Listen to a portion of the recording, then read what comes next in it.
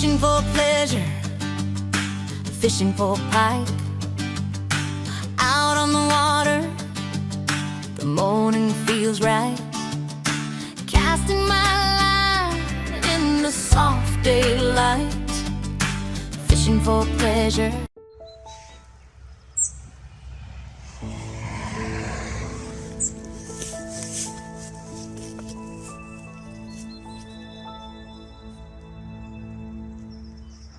Right, let's run through with you, if you're new to the channel or new to pike fishing, my running water pattern off the rig, float fished for dead baits.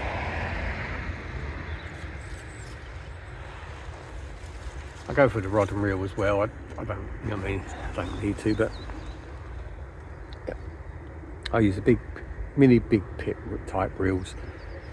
I always buy for my piking entry level reels and rods. I'll explain why. That's like a small version of a big pit reel. It's got an instant anti-reverse, so I can slacken it off, and it's basically like fishing with the bail arm open. It's excellent for that. Good line lay, good casting, so I use that. And the reason I buy entry level is you're looking anywhere between 50 and 75 pound for a reel, so it ain't cheap, even though it's entry level. You know what I mean? You get 3 reels, all of a sudden you're looking at no change out of 200 pounds sometimes. So I've got better things to spend my money on than 150 to 200 pound reels. You know what I mean? Set free rod setup, 600 quid for reels. Ain't happening. I could, you could buy a couple of chest thousands of chest freezers full of bait for that. You could buy yourself a syndicate ticket if you're so inclined to that type of fishing. So, and for the amount of abuse they get, that's the other thing. You see, I'm out. I don't film every session I fish. I don't fish all day every day, but what I do from October through to March, I'm out 3 to 5 times a week, all weather, come rain, hail, snow, ice, anything, and my gear goes through the ringer, and would a 200 pound reel last me any longer than a 75 pound reel or a 60 pound reel? Not for the money, no. So I always buy entry level equipment. So that's I'm not plugging anyone, that's an Advanta one. Sonic do them. There's plenty of manufacturers do them at an entry level price. You get the instant anti-reverse, and they're absolutely brilliant. Bang on for what you want, pike fishing wise. The rod, that's a Black Widow deadbait rod. Iowa. I've also got Corum critters. Years ago I used to spend a lot of money on the old Fox Pike Masters. They don't make them anymore, and I say now I buy entry level rods. And again, entry level rods ain't cheap. I always hunt around. My advice would be keep an eye on the sales, buy them in the summer. If you buy any pike gear in the piking season, then it's going to be top dollar. But you can get an entry level rod. If you look around, hunt around, anywhere between 40 again and 75. 3 rods at the top end, just looking over 200 quid. Bottom end, all right, you're looking at 120. It's still a lot of money. So that's what I do. I buy entry level reels, I buy entry level rods, and the critters I reckon I've probably had them 10 years. So you're getting your money out of them. If you're spending £200 on a rod, is it that much better? Yeah, you know the difference. Does it catch you any more pike? No, it don't. So it's like anything, you spend what you want and get what you want. Right, here we go. So mono a choice. On this channel I've always said I use Fox soft steel camo, £23 breaking strain. And this year I came to change all my line because it was looking a bit, and I couldn't get any, sold out everywhere. So I've gone with a carp line. I always check the write-ups and the reviews to see about abrasion quality and notch strength, stuff like that, and I always buy in £23. So this is a clear brown. How can you get a clear brown? But you know what I mean. It's a plain mono, £23 breaking strain. Can't even remember the manufacturer. If you're going pikey, for me, I have to have over £20 mono. People use braid, get on with it. I don't want to use braid, I don't like it. And so that's my setup. So yeah, thread your line through your eyes, bum bum bum bum, and then you come to your float. Now you always use inline sliders, always. I don't use any other float for any other application pike wise. I use different floats for perch fishing and stuff like that. When I'm pike fishing, I don't use pencils, I don't use loaded pencils, I don't use anything. Always I use a slider. I can adjust the depth whenever I want. Resistance free, tangle free, you get a breakage, it all comes off, jobs are good. And so you have a bead, goes up your line, in your float. Now, when I'm fishing with a paternoster rig, I have like a leisure stop threaded onto the line. Because what I find is, when we come to the trace, I use, as you can see, that is a solid bag stem. I find it better and stiffer and longer than anti-tangle sleeves, so I use them. That kicks that away from the main line. And the reason I have,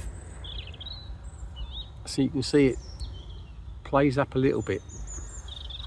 Now I can adjust the height of that so that if that bait's buoyant, it can go up a lot higher than I've got it set now. Second purpose to it is, I find if there's nothing there and it's all loose, you tend to get tangles. If you have it back there and too tight, you tend to get tangles. So I have just a little like 3-4 inch play in that, never tangles, always independent, always swings round. Then I have me weak link. That's £8 mono, down to a 3-ounce lead.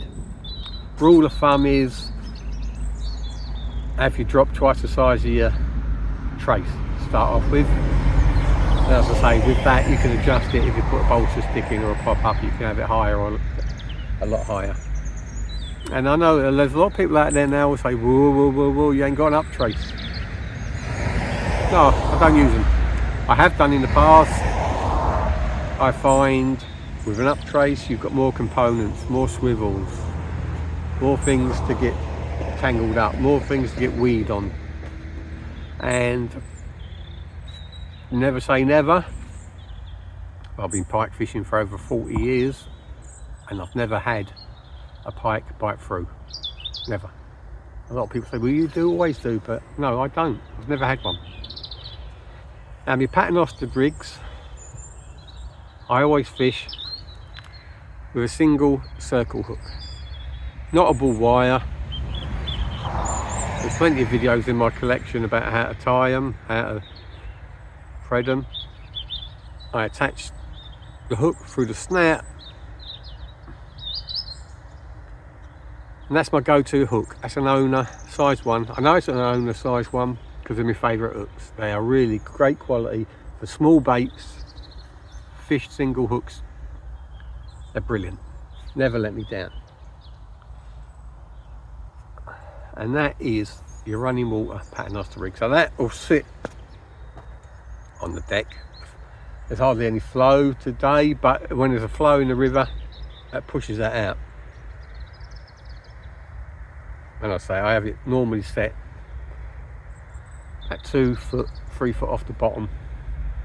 Good. The rule of thumb is, have you dropped twice the length of your trace?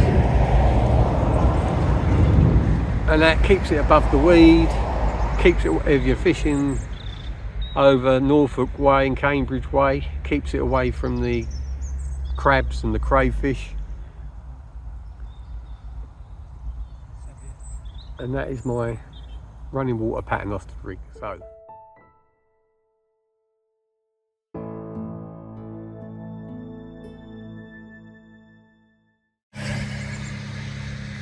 and here is my go-to static deadbait rigs. Again, entry level reel, and this one's one of the I call them critters, they're not, they're snappers. 12 foot 3.25 pound test curve rods.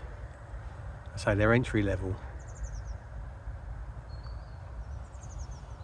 Cork handles, and it's the same setup I got on this reel. As I say, I changed before I changed my line this year. This is a fluorocarbon line. Again, it's over £20. Don't take any chances with my braking strain. And again, it's depending on the bait size, depends on what floats I use. So stop knot, bead. I've got a 30-gram slider, a bit bigger, a bit beefier. Another bead to protect the float as it's coming down. I have a drilled bullet,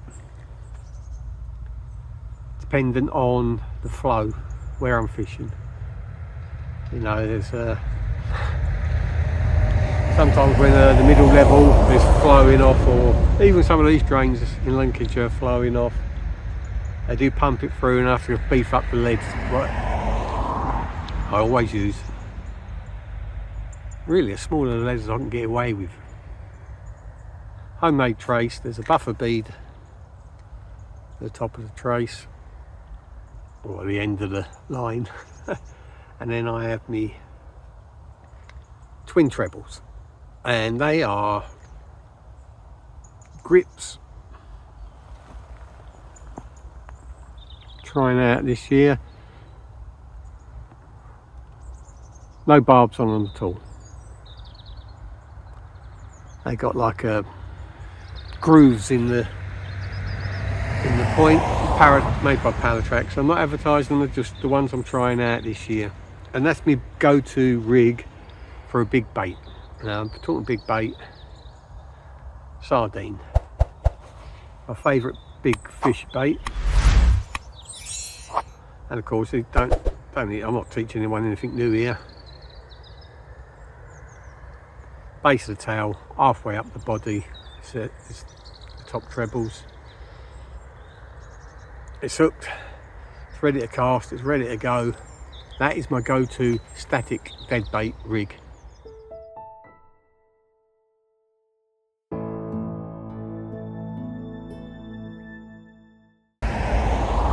So it's just, again, we go to, I always use mono.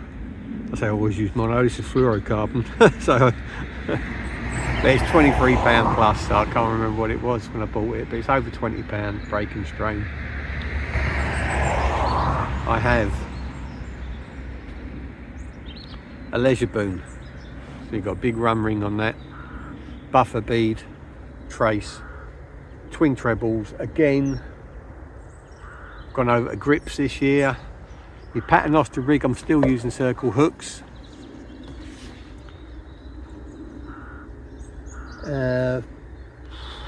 Success rate on circle hooks for me is about 75%, which is not bad, but I'm only using small circle hooks with small baits. When I use a bigger circle hook with big baits, that conversion rate drops down to about 50%. Start of the season it's normally quite good because the pike are quite hungry and they're having it, but you know, during the older colder months when they're a bit finicky and they've had a bit of pressure, that conversion rate can go down a hell of a lot. So